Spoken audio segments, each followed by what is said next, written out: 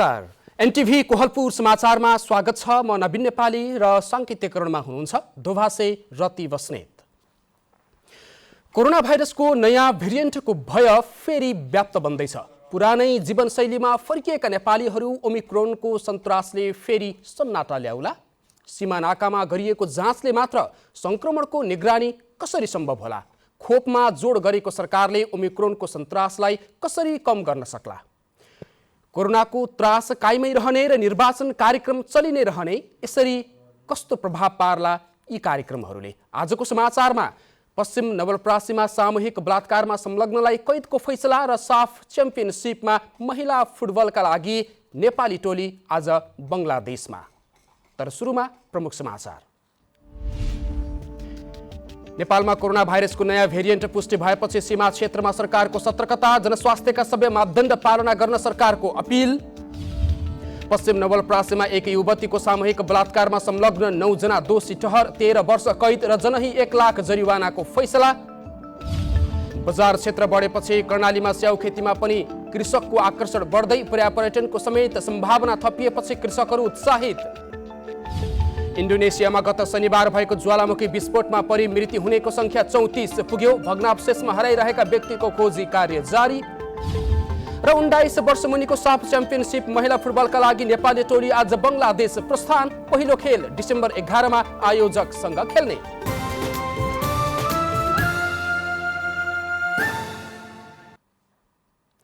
समाचार अब विस्तारमा। नेपालमा पनि कोरोना भाइरसको नयाँ भेरिएन्ट ओमिक्रोन भेटिएपछि सरकारले सीमा क्षेत्रमा सतर्कता बढाएको छ।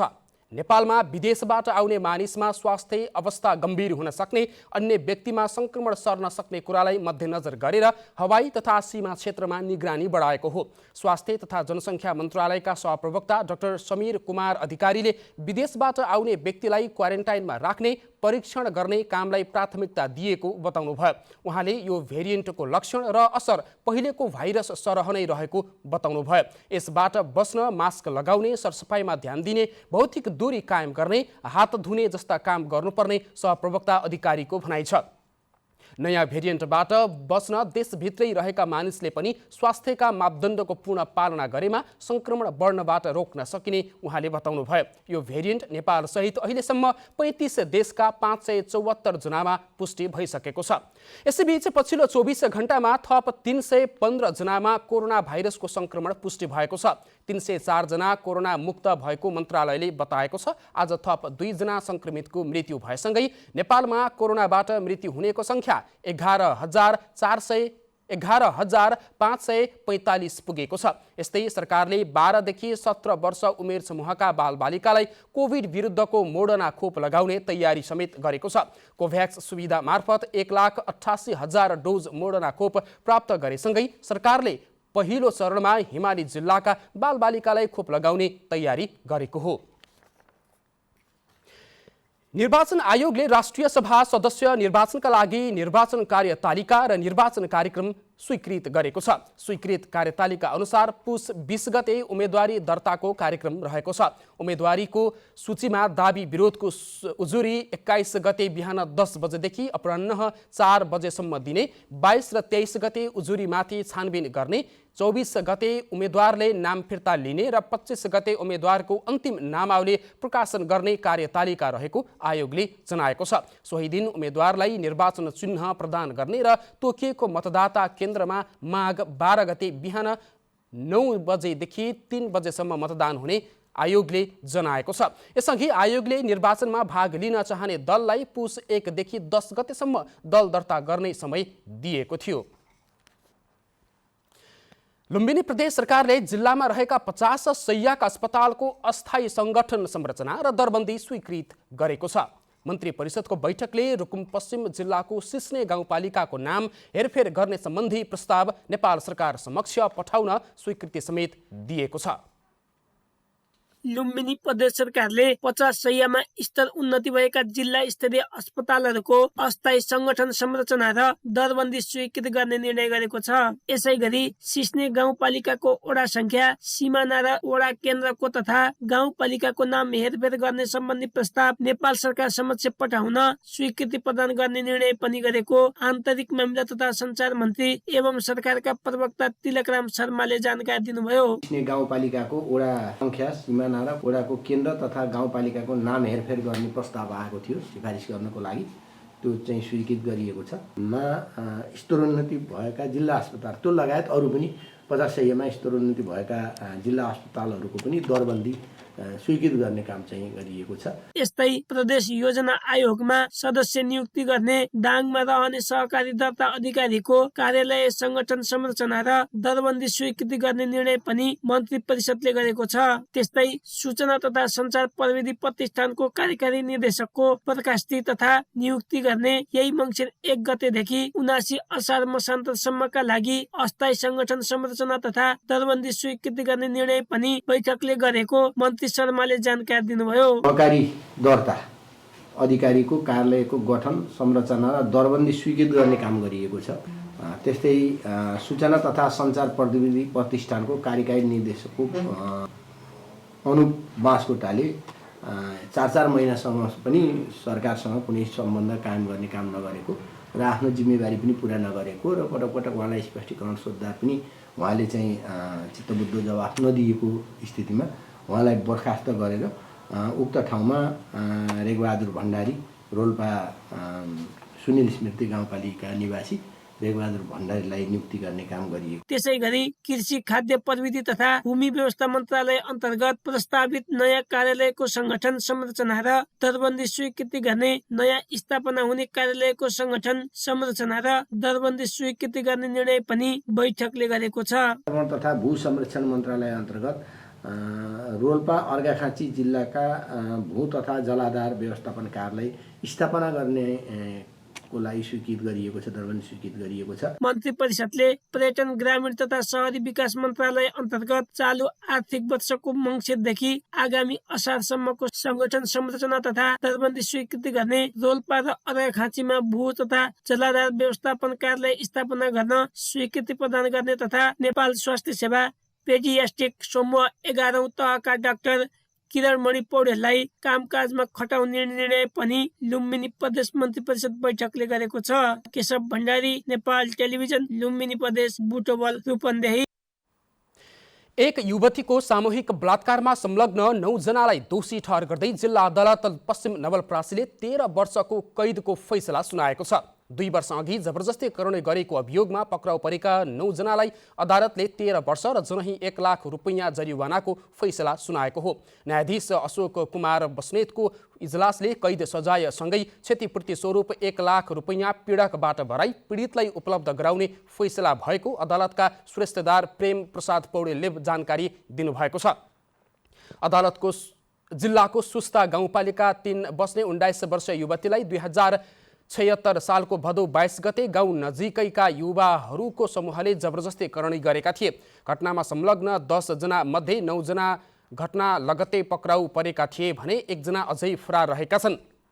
सुस्ता गाउँपालिका फेनरहुवाका सुरेन्द्र यादव, मनमोहन राजभर, शिव प्रसाद भर, भीमलाल मुसहर, सन्दीप प्रसाद यादव, राजु भनिने भीमबहादुर मुसहर, नेत्रबहादुर चौधरी, पिन्टु राजभर र सोही ओडाको शेखवानाका अमरनाथ भेडियार दोषी ठहर भई जेल चलान भएका छन् भने सोही गाउँका सागर चौधरी फरार रहेका छन्। दोषी सबै 19 देखि 40 वर्ष उमेर समूहका हुन्। स्थानीय संस्थामा कार्यरत युवती संस्थाको कामका लागि साथीको मोटरसाइकलमा गाउँ जाँदै गर्दा बाटोमा कुरेर बसेका उनीहरूले उखुबारीमा करणी गरेका थिए। समाचारको क्रम जारी नै छ। अहिलेलाई एकैछिनको विश्राम।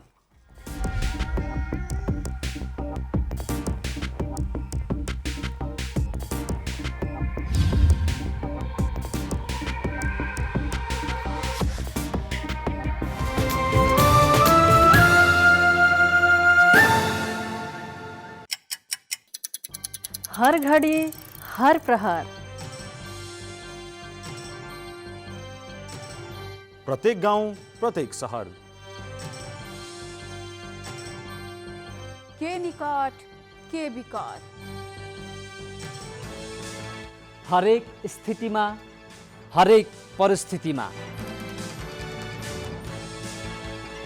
नीति विधि र प्रतिनिधिका कुरा, प्रकृति संस्कृति र प्रविधिका कुरा। हाम्रो समाचार, तथ्य, सूचना, निष्पक्ष विचार, हाम्रो अभिभारा, तपाईको सूचनाको अधिकार।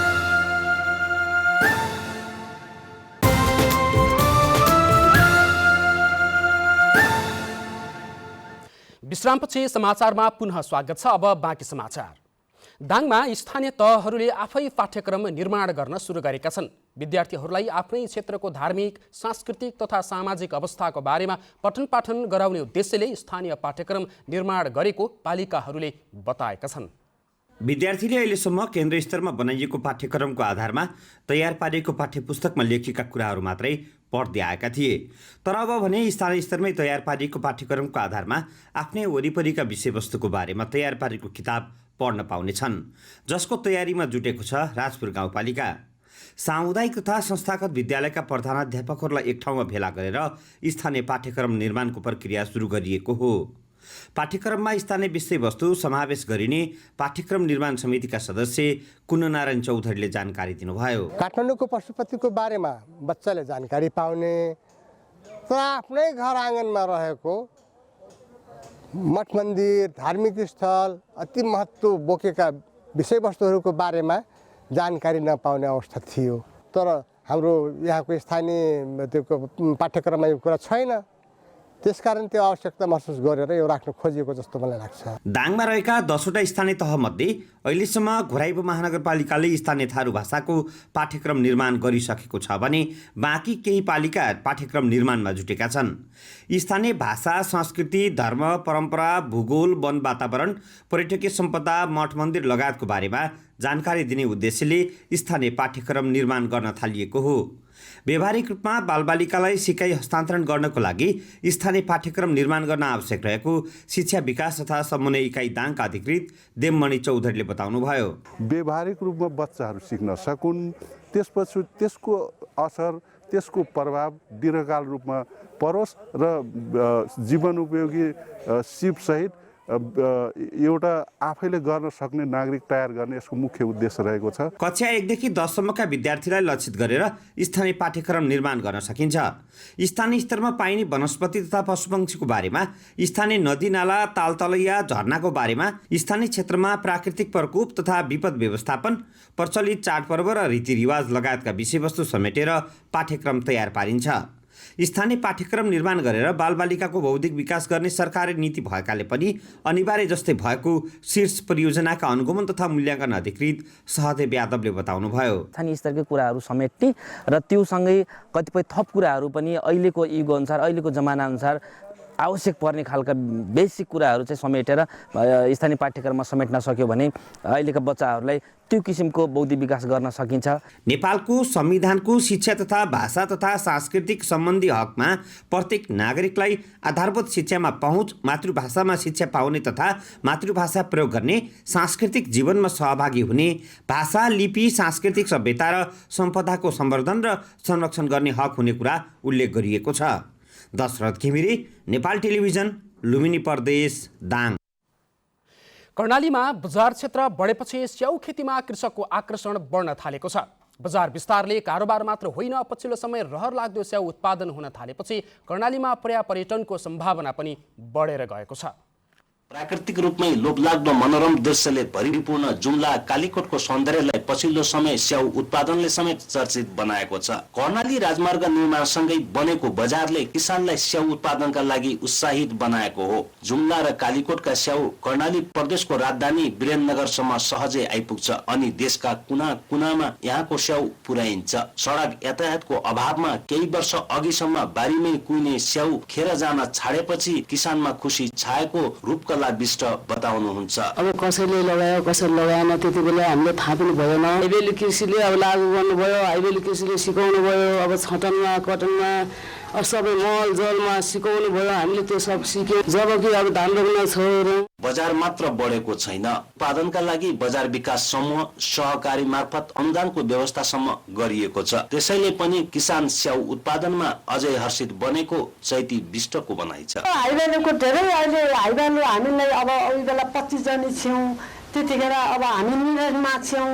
हिँड्दाखेरि अहिले हामीलाई त यत्रो पुलिस डट पनि पायौँ, हामीले काटछाट गर्ने सबै। आधुनिक ज्ञान, सिप र प्रविधिको प्रयोग बढाइएको छ। बगैँचा व्यवस्थापन र बजारीकरणमा आएको सुधारले जुम्लाको स्याउ खाने रहरलाई पूरा गर्ने विश्वास लिन थालिएको छ। जुम्ला कालीकोटमा उत्पादन वृद्धि भएपछि सुर्खेतका स्याउ व्यवसायसम्म उत्साहित भएको पर्वल साई बताउनुहुन्छ। एउटा रेगुलर रूपमा सप्लाई गर्ने हो भने धेरै महिना त हामीले चाहिँ भन्न सक्दैनौँ। कमसेकम 5 महिना 6 महिनासम्ममा कमसेकम यो 6 नम्बर प्रदेश र केही जिल्लाहरू अन्य चाहिँ नेपालको केही जिल्लामा चाहिँ हामीले चाहिँ बेच्न सक्छौँ। कर्णाली प्रदेशको समृद्धिका लागि स्याउ उत्पादन महत्त्वपूर्ण बन्न सक्छ। आर्थिक उपार्जन मात्र नभएर प्राकृतिक सौन्दर्यतामा स्याउका लहलहाउँदा बोट सुनमा सुगन्ध झैं बन्छन्। प्रदेश तथा स्थानीय सरकारले स्याउ उत्पादनसँगै बजारीकरणलाई अझ व्यवस्थित बनाउन आवश्यक देखिन्छ। आकाश तारा बयक, नेपाल टेलिभिजन, कर्णाली प्रदेश, सुर्खेत। लुम्बिनी प्रदेशका जिल्लाहरूमा आपराधिक घटनामा कमी आएको छ। प्रदेश प्रहरीले 12वटा जिल्लामा विशेष सुरक्षा योजना लागू गरेपछि अपराधको आँकडा घटेको प्रहरीले बताएको छ। यस आर्थिक वर्षको पहिलो चौमासिकमा गत वर्षभन्दा झण्डै आधाले आपराधिक घटना कमी आएका छन्। लुम्बिनी प्रदेशमा हुने आपराधिक घटनामा कमी आएको छ। यस वर्षको पहिलो चौमासिकमै गत वर्षभन्दा कम आपराधिक घटना घटेको लुम्बिनी प्रदेश प्रहरी कार्यालय दाङले जनाएको छ। आर्थिक वर्ष 2078-79 को पहिलो चौमासिकमा 12 जिल्लामा रहेका मातहत कार्यालयमा 2215 उजुरी दर्ता भएको कार्यालयको तथ्याङ्क छ। गत वर्षको पहिलो चौमासिकमा यस वर्षभन्दा झण्डै दोब्बरले घटनामा वृद्धि भएको थियो। प्रहरीले 12 जिल्लामा विशेष सुरक्षा योजना बनाएका कारण घटनामा कमी आएको जिल्ला प्रहरी कार्यालय दाङका प्रहरी नायक उपरीक्षक मुकुन्द रिजालको भनाइ छ। संवेदनशीलतालाई ध्यान दिएर प्रहरीले छुट्टै खालको एउटा चाहिँ रणनीति बनाएको छ। त्यो अनुसार सूचना सङ्कलन गरेको छ र त्यहाँ हुनसक्ने सम्भावित थ्रेट के हुन्छ, थ्रेटलाई चाहिँ आइडेन्टिफिकेसन गरेको छ, त्यसलाई एनालाइसिस गरेको छ। स्वबमोजिम अपनाउनु पर्ने सतर्कता प्रहरीले अपनाएको छ। वर्षको सुरुमै 263 अभद्र व्यवहार, 147 जबरजस्ती करनी, 116 सवारी ज्यान, 106 सार्वजनिक हित विपरीतको कार्य, 49 जबरजस्ती करनी उद्योग, 53 बहुविवाह, 76 सार्वजनिक शान्ति विरुद्धको कार्य र अन्य सामान्य खालका मुद्दा दर्ता भई कार्यान्वयनको चरणमा छन्। लुम्बिनी प्रदेशको स्थायी राजधानी दाङ सहित समग्र जिल्लामा शान्ति सुरक्षाको अवस्था सामान्य भएको बताउँदै फेरि एकपटक रिजाल। हेर्ने भने समग्र दाङ जिल्लाको शान्ति सुरक्षा सामान्य स्थितिमा चलेको छ। त्यस्तो खालका चाहिँ जघन्य प्रकृतिका अपराधहरू अथवा ठुलै खालका चाहिँ जसले गर्दाखेरि घटना जसले समाजलाई आतंकित बनाउने अथवा समाजलाई नै एक खालको उथलपुथल बनाउने खालका घटनाहरू त्यस्ता परिदृश्यहरू देखिएका छन्। प्रहरीले समग्रमा प्रदेशभरि विभिन्न राजनैतिक दल र उनका भातृ सङ्गठनको अधिवेशन तथा महाधिवेशनलाई नजरअन्दाज गरी छुट्टै सुरक्षा योजना समेत बनाएको छ। जनक नेपाली, नेपाल टेलिभिजन, लुम्बिनी प्रदेश, दाङ। लुम्बिनी प्रदेशमा चालु आर्थिक वर्षको पहिलो चौमासिकमा आपराधिक गतिविधिहरू कम भएको भए पनि यस्ता कार्य रोकिन भने सकेका छैनन्। समाजमा भइरहने आपराधिक प्रवृत्तिलाई नियन्त्रण गर्न नागरिक समाजको भूमिका कस्तो हुनुपर्ला भनेर आज हामीले दाङका केही नागरिकहरूलाई सोधेका छौँ। हेरौँ आजको आवाजमा।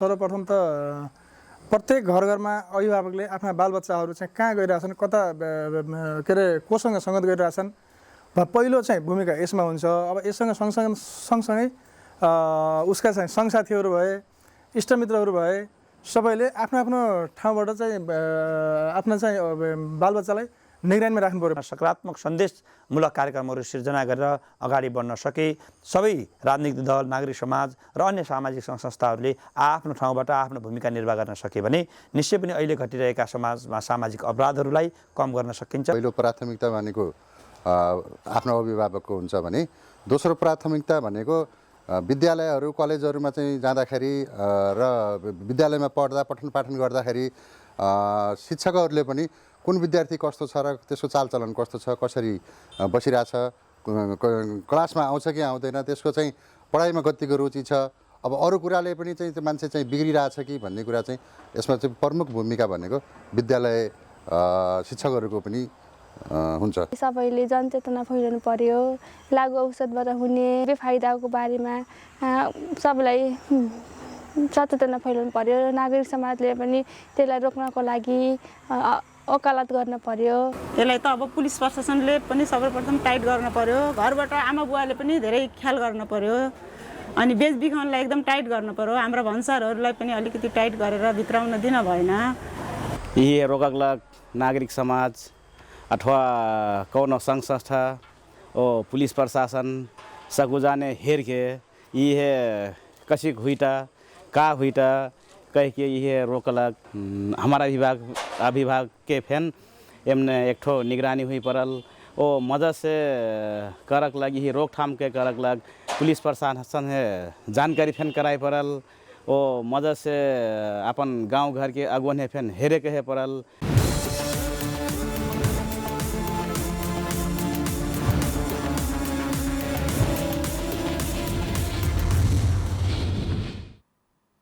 समाचारको क्रम जारी नै छ, एकैछिनको विश्राम।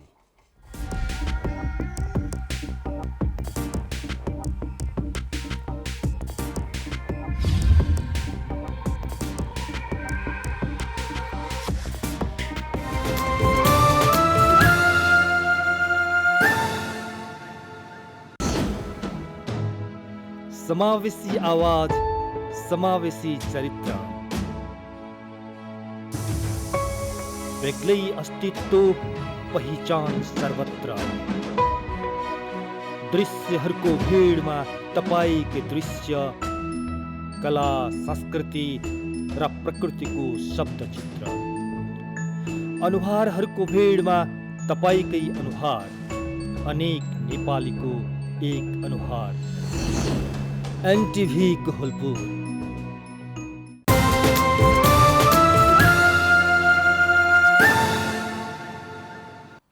तपाईं एनटिभी कोहलपुर हेर्दै हुनुहुन्छ। अब बाँकी समाचार। कपिलवस्तुको सदरमुकाम तौली हवाको जमुहारदेखि बीजनगर गाउँपालिकाको तुरन्तपुर जोडिने 50 किलोमिटर हुलाकी सडक निर्माणको कार्य सुरु भएको छ। लामो समयसम्म सडक लथालिङ्ग हुँदा आवाजातमा समस्या हुँदै आएको थियो। राष्ट्रिय गौरवको आयोजना अन्तर्गत करिब 3 अर्ब रुपियाँको लागतमा तौली हवा बजार क्षेत्रमा पर्ने मुख्य सडक शर्मा एन्ड शर्मा कम्पनीले निर्माणको जिम्मा पाएको थियो। स्थानीय प्रशासन र हुलाकी सडक आयोजनाले समयमै निर्माण सम्पन्न गर्न दबाब दिएपछि कामले तीव्रता पाएको छ। विगतमा वर्षात र कोभिडका कारण निर्माणमा ढिला भए पनि अहिले कामको प्रगति सन्तोषजनक देखिएको आयोजनाका इन्जिनियर शरद आचार्यले जानकारी दिनुभएको छ। अब अन्तर्राष्ट्रिय समाचार।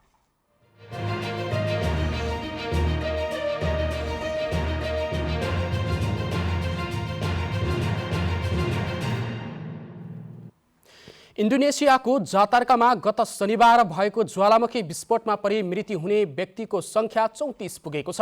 ज्वालामुखी विस्फोटमा परेर अन्य 17 जना हराइरहेका छन्। गत शनिबार इन्डोनेसियाको जाभा प्रान्तको पूर्वी क्षेत्रमा ज्वालामुखी निस्किएको थियो। यसबाट स्थानीय नागरिक प्रभावित भएका छन्।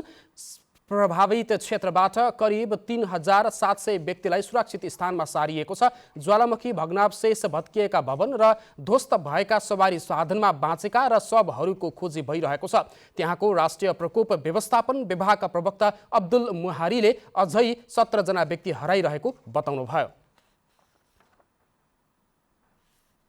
अब आर्थिक समाचार।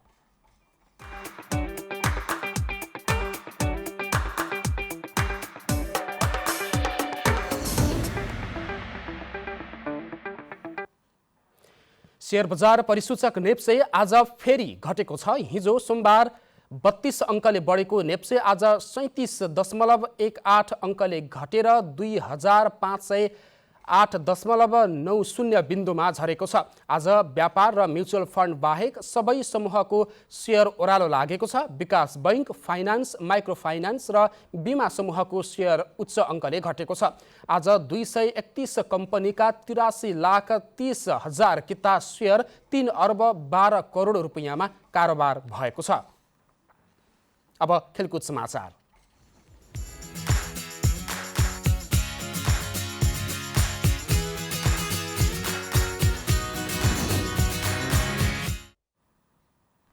बङ्गलादेशमा हुने 19 वर्ष मुनिको साफ महिला फुटबल च्याम्पियनसिपका लागि नेपाली टोली आज ढाका प्रस्थान गरेको छ। इन्फाले ढाका जाने महिला टोलीलाई हिजो नै बिदाई गरेको थियो। 19 वर्ष मुनिको साफ च्याम्पियनसिप डिसेम्बर 11 देखि 22 तारिकसम्म ढाकामा हुनेछ। प्रतियोगितामा नेपालसहित आयोजक बङ्गलादेश, भारत, भुटान र श्रीलङ्का सहभागी हुनेछन्। नेपालले आफ्नो पहिलो खेल आयोजक बङ्गलादेशसँग डिसेम्बर 11 तारिकमा खेल्नेछ। त्यस्तै दोस्रो खेल श्रीलङ्कासँग डिसेम्बर 15 र तेस्रो खेल भुटानसँग डिसेम्बर 17, चौथो खेल भारतसँग डिसेम्बर 19 मा खेल्ने तालिका रहेको छ। राउन्ड रोबिनका आधारमा हुने खेलमा शीर्ष 2 टोली फाइनलमा पुग्नेछन्। फाइनल खेल डिसेम्बर 22 तारिकमा हुनेछ। अब मौसम।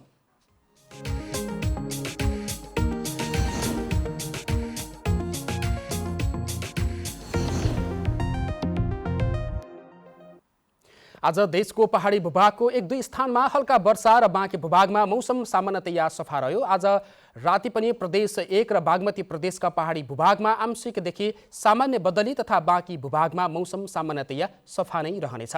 अब मौसम सम्बन्धी थप विवरण।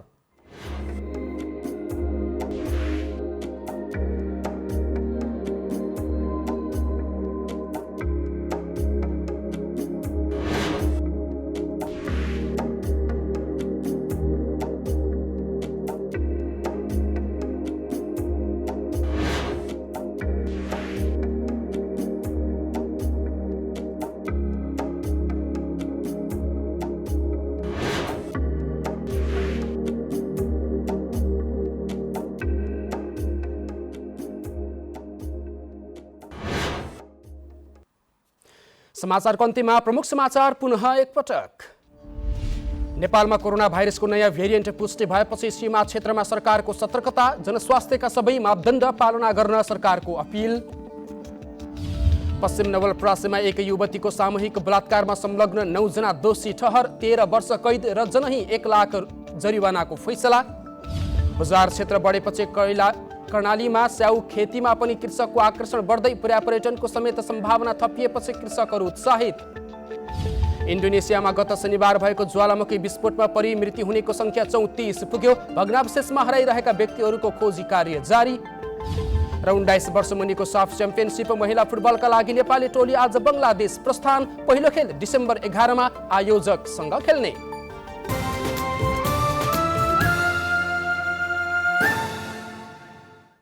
अवस्था अहिलेलाई समाचारको सिलसिला यति नै। बिदा दिनुहोस्। नमस्कार।